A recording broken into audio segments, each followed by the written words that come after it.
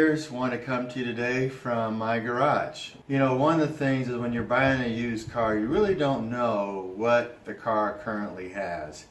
You know, you may buy it from a dealer, you may buy it from a private party, and when you ask them, okay, what comes on the car, sometimes they forget what's on the car. If it was coming from a used car dealer, you know, they have not really taken inventory of even what's on the car itself.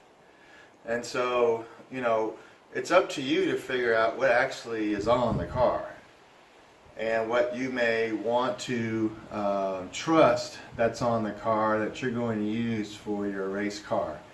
I personally don't want to trust anything. I want to make sure that I understand exactly what's on the car, what's good on the car, why does the car react the way it currently does. And the only way to do that is to actually get underneath the car. First thing you need to do is you need to find a space, a workspace, right? So generally it's going to be your garage. I would imagine 99% of you are going to be using your own garage as your workspace. So I had to spend a lot of effort in cleaning up my own garage so I have plenty of workspace to work on my vehicle. Now, you know, it looks clean now, but trust me, this half of the car, the garage was a mess because I only had one car. Let me show you the car that I currently have. So this is the car that I currently have. It's a BMW 650i convertible, 2012. And it's the first year it came to America, and I just fell in love with this vehicle. As you can see, it's no race car. So it's just a GT. It's a lot of fun, but you know, I have other purposes for my vehicle, my race car vehicle, and this is not going to meet that.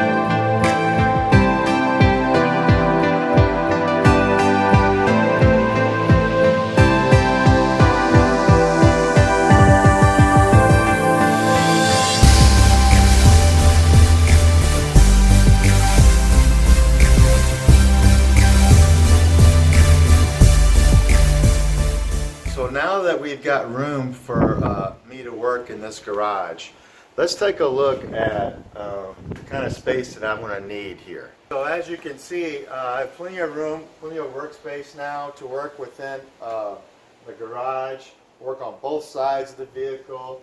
I can obviously have my legs dangling this direction across the floor, and the same this way on this side. So it's really important that we have plenty of workspace underneath the car. The other thing we need to do is once we get the car in position, we need to let it cool off.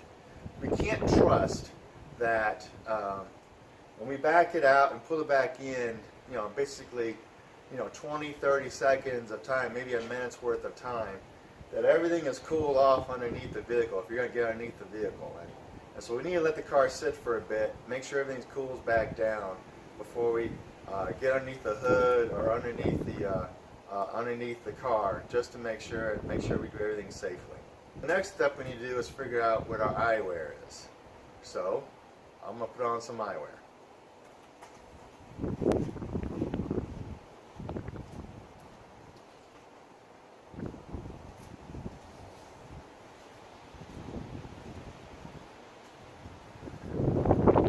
This should work well enough for some protective eyewear, don't you think? Yes? No? Okay, let's not do that.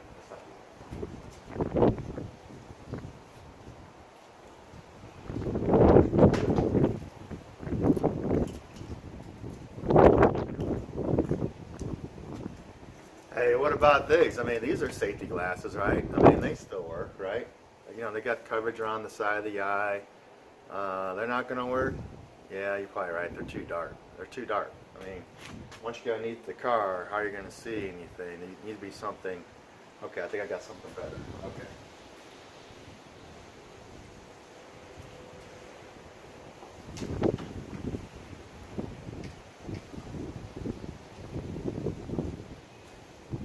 Okay, there we go. That's better. That's what we need. We need some correct safety goggles to wear when we're working under, especially underneath the vehicle, or if we think something's going to break loose or what have you. The worst thing that can happen is we damage our sight. We don't want to do that. We want to make sure we have coverage around the sides of our eyes as well, in case there's fluids that may leak down onto us while we're underneath the vehicle, or something splatters on us while we are working on top of the vehicle. So safety first, and there's no wasted time in making sure that we're doing everything safely. So now let's talk about tools. You know, one of the investments you're going to have to make is having proper automotive tools in order to work on your vehicle. It's the best investment you can make. If it costs $1,000, $2,000, whatever it is, that's the right amount of money, because can you think about the amount of time or money that you could spend on mechanic work that you could do yourself? A lot of the stuff we can do ourselves. There are plenty of how-to videos out there on YouTube to show us how to do various things. Now, when it comes to retuning the vehicle, maybe we should take that to a specialist. When it comes to a new alignment being done on the vehicle, we should certainly take that to a specialist. When it comes to anything where we have to use a really special tool, a very expensive tool, then yeah, we probably should take that to a specialist, because they could probably knock that out and know how to use that tool properly and more efficiently get it done in a couple hours, versus us buying the tool, trying to figure it out over the next 4 days how to use the tool, and then get underneath here and get caught in trouble with a part that we can't still figure out with this very expensive tool, and we got to take it to the garage anyway to have someone do it for us. So we're not going to do any of that sort of work, but there's a lot of stuff that we can do. And so let's talk about tools. And so what I've done is I've gone and I've bought some new tools here, and not everything's exactly how you see on those super car videos. But, so there's certain things that we need to have, right? There's, where we have a proper jack stance. And so what we're going to talk about today is some of the aspects of these tools that we really need to have. When we take a look at these tools, we need to make sure they're heavy duty. We want to feel supremely secure and safe underneath these vehicles. And I believe in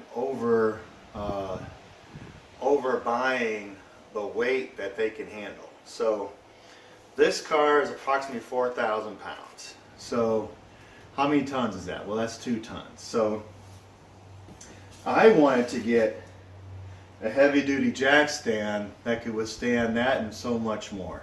You just never know what can happen. While you're trying to torque down a nut, you're trying to break loose something underneath the car.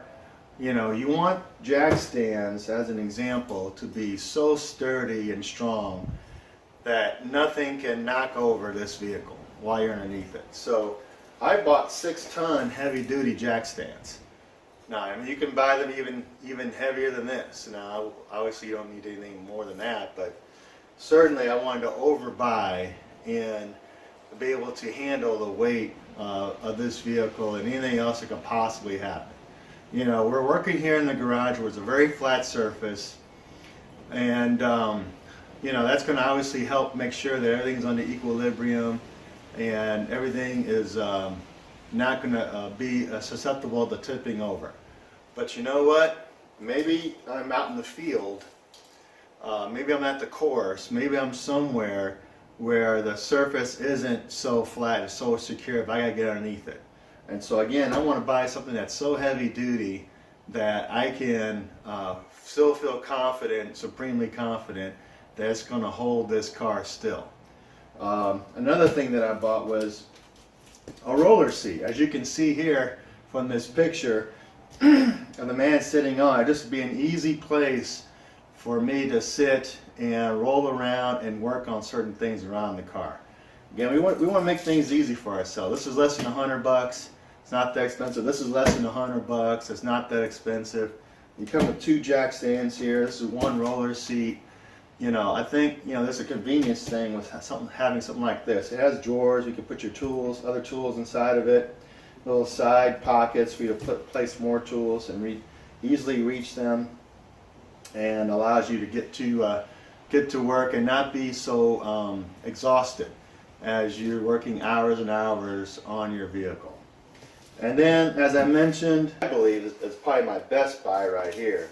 It's my jack, and so this is a low profile jack. Again, when you understand the rules around that class that you're going to participate in, they have certain rules around minimum height of your vehicle. And so in my particular class, my minimum height is 3 inches. And so I don't know if I'm ever going to get my car that low to 3 inches, but if I ever get close to it, you know, I have a low profile jack that I've already purchased that gets down to 3 1/4 inches profile, up to where the actual stand itself is, that raises the car up. That distance from here to the ground to here is 3 1/4 inches. So it's extra low profile, but it can handle up to 3 tons. So again, you know, I have a 2-ton vehicle. You know, when I'll be jacking this car up, I'll be jacking each side up. So I wouldn't actually be fully jacking up the full 2 tons. But I don't know. We don't know what's going to happen in the future, right?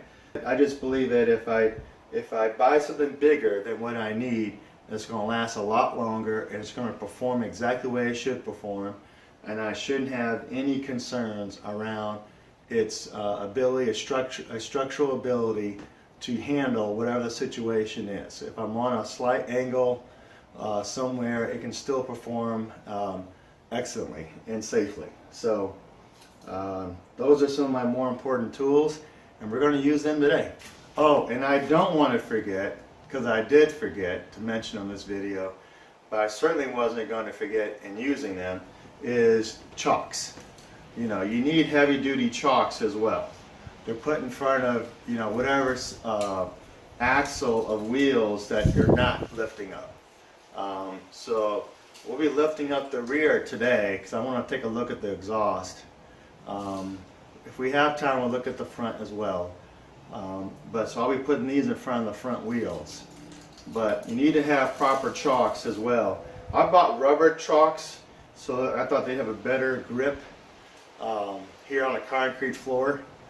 So I bought these heavy duty chocks, and they have eye bolts so that, you know, if I want to string them up somewhere, I can, and they'll always be easily available to me, and they can withstand a lot of weight as well. So as you can see, heavy duty.